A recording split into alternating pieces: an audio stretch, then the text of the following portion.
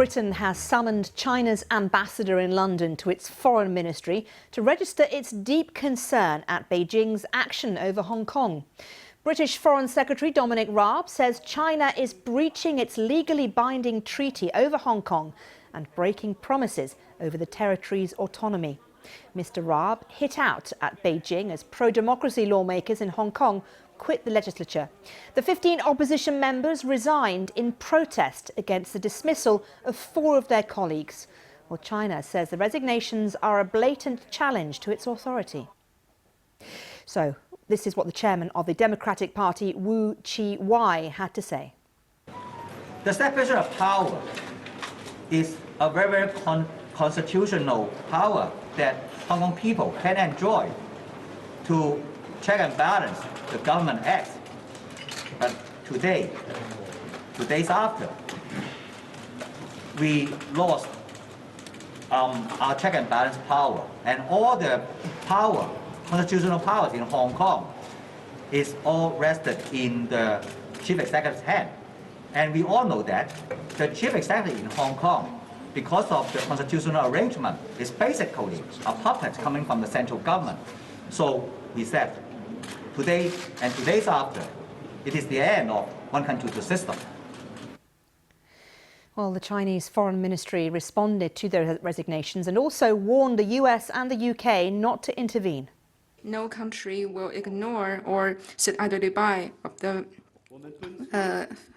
the case that public servants, including lawmakers, violate their oath and betray the country. The Western politicians' wanton accusations on China fully reveal their double standard. We urge the relevant individuals to abide by the international law and the basic norms governing international relations and stop in any way interfering in China's internal affairs, including Hong Kong affairs. Any of the attempt to pressure China or undermine China's sovereignty, security, and development interests will not succeed.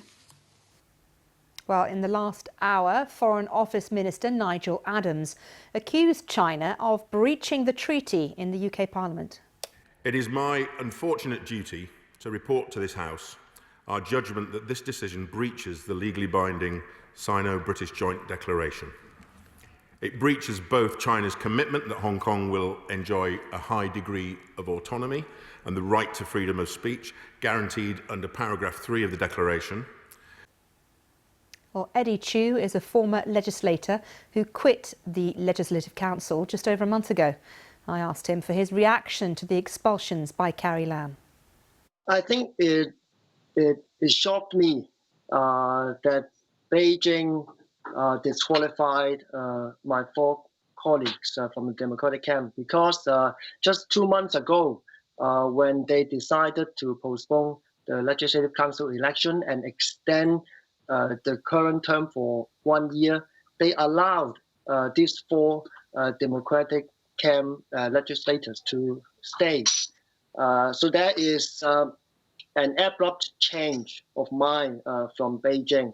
And this also shocked me because these 4 legislators are actually from the moderate camp, from the moderate wing of the Democratic camp. They do not support either self-determination or independence of Hong Kong. So they did nothing in violation of the national security law and other laws. So I think it's because Beijing decided to disqualify the moderate wing that the whole camp feels that there is no future for them to stay in the institution. That's why they collectively resigned today. After this resignation, how, though, is the Legislative Council going to actually be able to represent the people of Hong Kong, given that these 15 opposition members have now quit? It's not going to represent the Hong Kong people anymore. Actually, we are having a semi-democratic system within the council, but what Beijing's decision did to us is it took away even this 50% of democracy, and I don't think Hong Kong people will have any hope of a legislature controlled totally by pro-Beijing politicians with Beijing's behind them.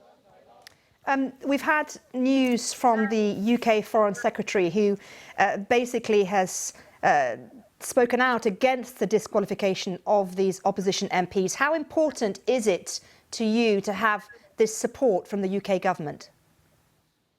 Well, our reality is we can no longer protest on the street, and right now we think we can no longer run in elections to represent Hong Kong people. So the things left is international concern, but unfortunately, it is in violation of the national security law to ask directly for sanctions, foreign sanctions against China. That's ex-Hong Kong legislator Eddie Chu speaking to me there.